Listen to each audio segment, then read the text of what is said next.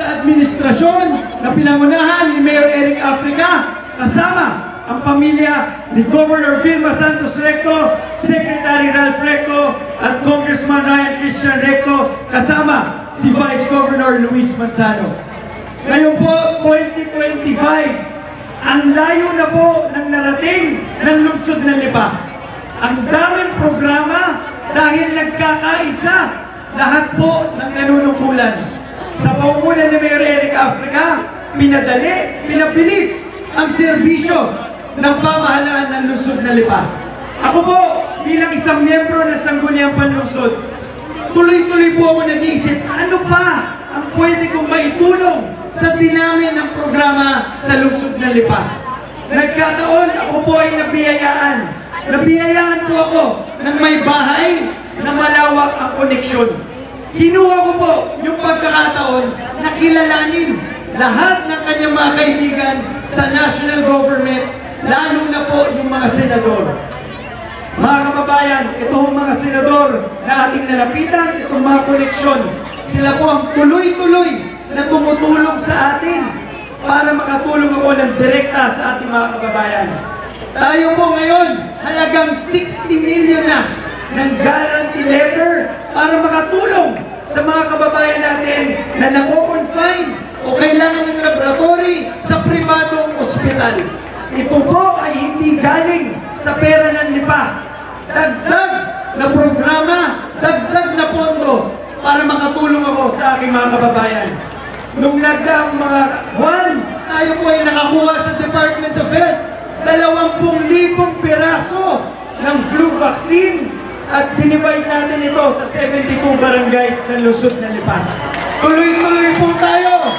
Hindi ako titigil na padamihin ang aking mga koneksyon para mas marami akong maitulong at maibigay na programa sa aking mga kababayan sa lungsod ng Lipa.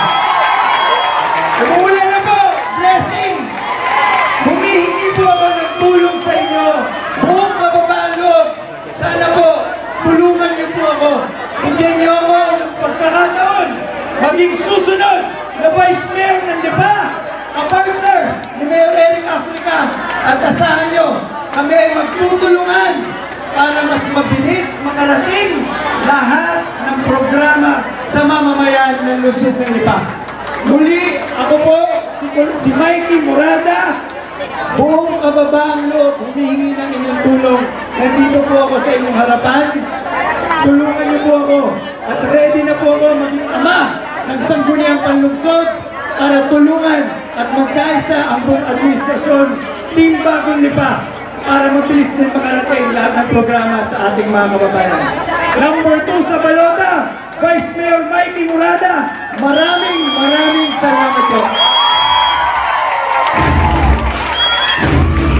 Sabi ko sa asawa ko, may trabaho talaga ako, pero umalis ako kaagad sa trabaho para syempre kailangan mabigyan natin at mapakita natin ang suporta ko at ang buong pamilya ni Mikey para sa aking asawa. Dahil alam niyo po, ang asawa ko, bago matulog, habang nananaginip, minsan nagsasalita pa po ito. Kapitan, asan na yung mga GL?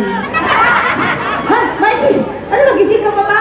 Hanggang paggising po, wala pong bukang bibig kung hindi ang mga lipenyo dahil grabe po ang commitment niya para po makapaglikod sa inyong lahat. Kaya ito pong araw na ito ay napaka-espesyal para sa akin at para sa aking asawa at sa buong Bagong Lipa. At kami po ngayon ay nakikiusap na sana po ay tulungan niyo ang aking asawa. Kung maaari po, maraming salamat. Maaari po sana ay gawin natin siyang susunod na Vice Mayor ng Lipa. Pwede po ba yun? Sige po. Pag kami nagkaanak, Lipa na ang pangalan. Kaya po sana, nakikiusap po kami, supportahan niyo po ang buong Bagong Lipa, sina Mayor, ang V-Lucky, si Kong Ryan, and of course, ang ating mga konsehal at ang aking asawa. Salamat po mga kababayan! Kita-kita po tayo dahil dito na po ako boboto. First time ko pong boboto dito sa Lipa. Excited na excited po ako. Tapos, mamayang gabi kasipin ko pa ito. Ikaw talaga. Sabi niya kasi, after na ng eleksyon, tsaka tayo magpapaputok. Kaya dito na muna tayo sa Lipa. Maraming salamat po. We love you and thank you so much po.